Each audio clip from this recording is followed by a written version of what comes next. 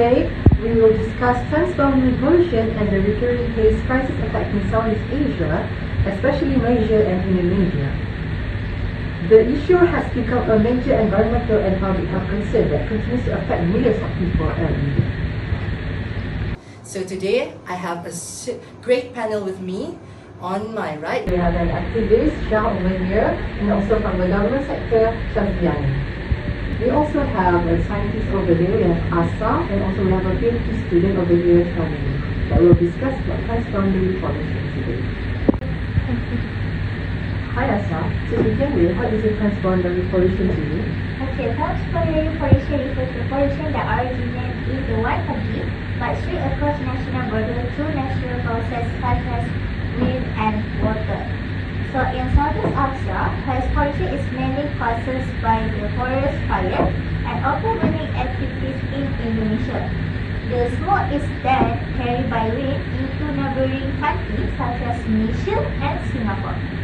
So even though the fires may occur in one country, the environmental and health impacts are shared by many countries. That is correct. So Alisa, as the scientist, so what do you think are the main causes of the haze crisis in this country and also for Indonesia? Okay, as you can see, one major cause is open burning for land clearing and agriculture purpose. And forest areas are often burned because it is considered a fast and inexpensive method to prepare land. However, this action creates serious environmental damage, including the air pollution, destruction of the ecosystem, and also climate-related impacts. In my opinion, dry weather conditions and strong winds also can contribute to the rapid spread of haze across borders. Yes, I agree. And in some situations, it also because of the weak enforcement and the law allows the illegal burning activities to continue. There's a question that being asked. So what are the legal actions have government taken to address the haze crisis? Countries in Southeast Asia have introduced several legal and regional measures to address transboundary haze pollution. So the first one is one important legal framework is the ASEAN Agreement on Transboundary Haze Pollution signed in 2002. This agreement encouraged ASEAN member states to cooperate in preventing, monitoring and controlling haze pollution caused by forest fires and open burning. Okay, as you can see, in Malaysia, environmental protection is regulated under the Environmental Quality Act 1974. This law allows authorities to control pollution activities and take legal action against parties that violate environmental regulations. Indonesia has also strengthened environmental and forestry laws to combat illegal burning and land clearing. However, enforcement remains a major challenge.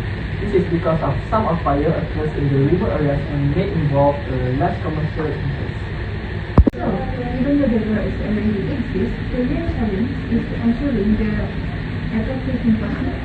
Exactly, strong enforcement, regional cooperation and public awareness are all necessary to reduce future haze crisis. For all the answer, that's a good approach and strategies. But for now, I would like to ask each one of you, maybe so how does the haze affect the society?